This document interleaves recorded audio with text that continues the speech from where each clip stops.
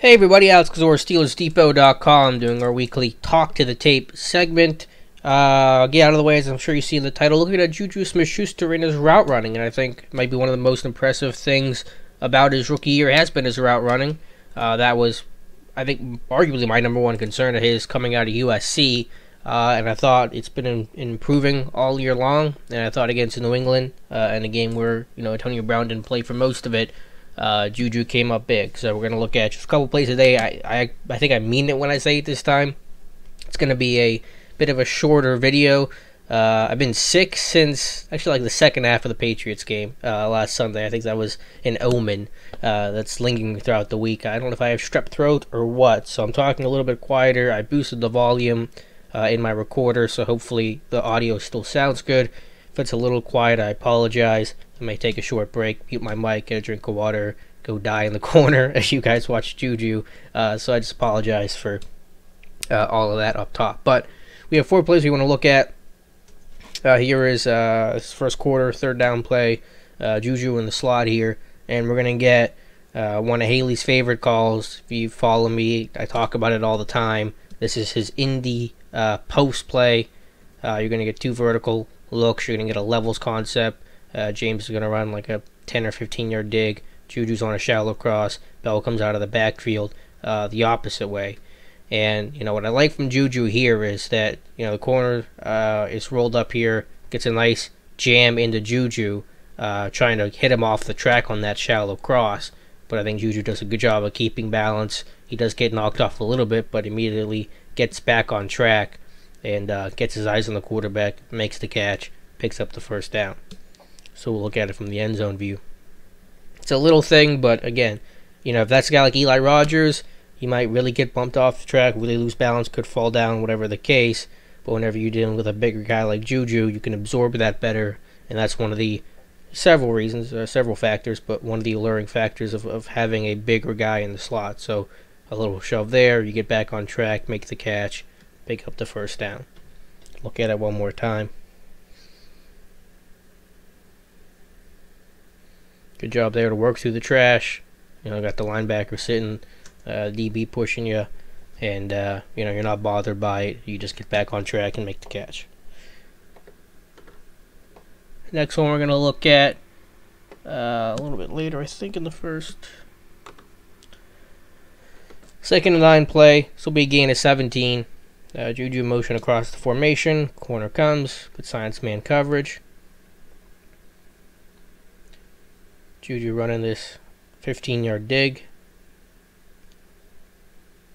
Really, probably more like a 10-yard dig. I'll run through. What I want to kind of focus on here is just the release at the top of the route. Because receivers have to separate the top of the route. Regardless if you're Antonio Brown or Martavis Bryant, you want to get separation at your break point. So here's JuJu, vertical stem.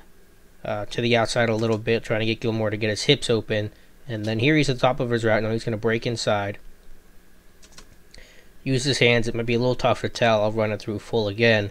Uses his hands to knock Gilmore's away. Now he's got inside leverage. Makes a nice cut. Doesn't drift.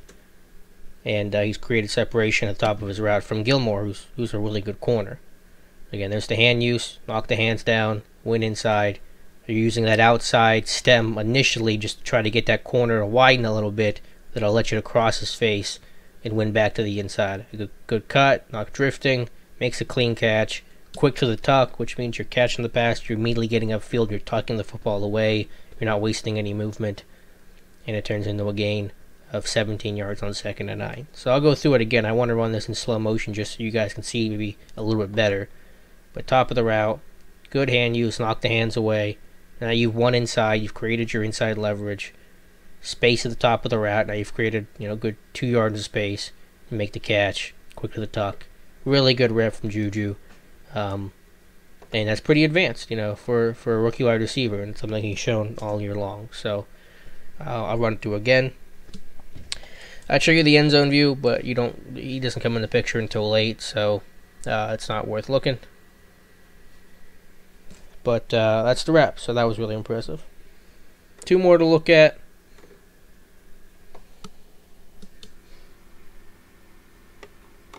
3rd and 3 play. Got to have a play.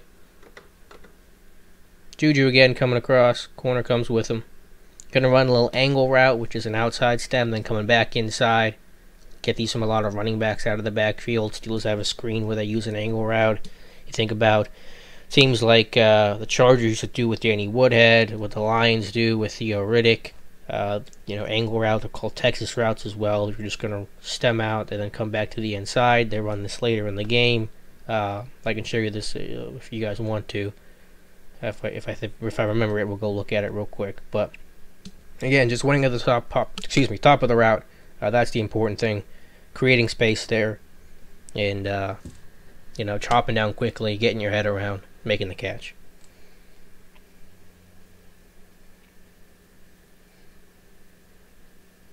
I don't know if we're gonna get a great look here. You just see some of the space, making a nice adjustment. Ben's ball placement, I know it looks kind of bad, but I think it is a good throw in the sense of, only where his guy can get it.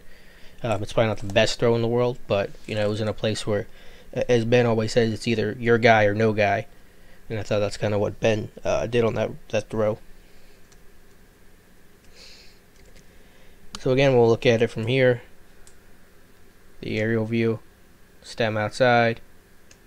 Cross his face and make the catch. I'll show you guys real quick the play I'm talking about where that angle route comes back into play. Ben actually talked about it and said he should have hit Eli on this play because it's Eli running the route.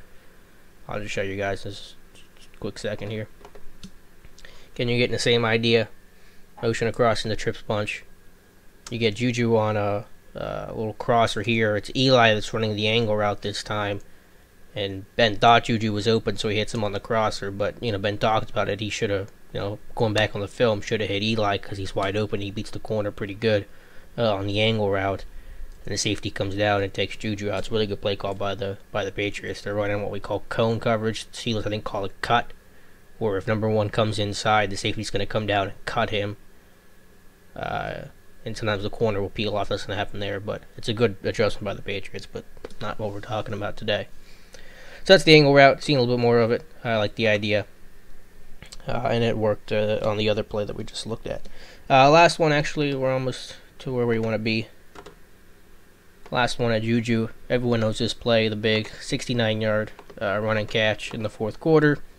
Another popular Haley concept, a mesh concept.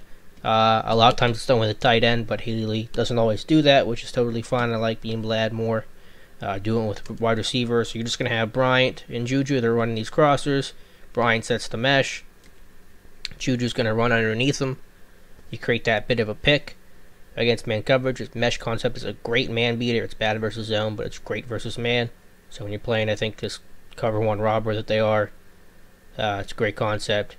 JuJu doesn't have to do a whole lot here. The scheme works well, but he makes the catch and he gets all the yak and gets him down to the 10 for what we thought should have at least been a game-time field goal. Get a bit of a look at it here on the end zone view. Again, a mesh concept. Bryant setting the mesh, coming across. JuJu's going to run underneath him. You create the pick right here. Corner kind of gets rubbed off. He's off balance. JuJu's off to the races. Nice block downfield by Bell. And then JuJu. I'm glad JuJu cut it in because I think he goes out of bounds at like the 20 if he tries to stay on the sideline. Now you can debate about timeouts and stuff, but you're trying to score, trying to make a play and finish it off. But I got to give credit quickly to Malcolm Butler. Butler's the guy that tackled Darius Hayward-Bay inbounds to keep the clock running that led to the debacle. But I'm pretty sure JuJu scores here if Butler doesn't exist or if he's not giving it his all, because I think JuJu wants to keep this thing outside here, use DHB as leverage, but he's got to cut it back in right there because Butler's screaming downfield and keeping him inside, running him into Chung and Harmon there. So kudos to Butler because I think that JuJu would have just kept it outside. I don't think they catch him, even though JuJu's pretty gassed at that point. So that again is just a little side on not really what we're talking about here, but good play by Malcolm Butler. Him and Harmon made some really good plays at the end of this game. So last look at it from the end zone view. What could have been still a really nice play from JuJu. Obviously without Antonio Brown for definitely the Houston game, and I'd be really surprised to see if Antonio Brown plays in the finale. One, that game might not mean anything, and two, even if it does, more valuable and more needed for the playoffs. So JuJu's going to have to step up the way he is. His route running, though, has been advanced. Like I said, it's probably one of his biggest issues coming out of USC, at least one of perceived issues was, could he be an advanced route runner, or was he just a big guy that's winning on size and physicality? Well, I think he's proven he can create space, and that certainly bodes well for his future. So hopefully you guys enjoyed the video. Again, apologize for me sounding like crap. Hopefully I feel better. I'm sure I will. It's not too terrible, but not the best day for me.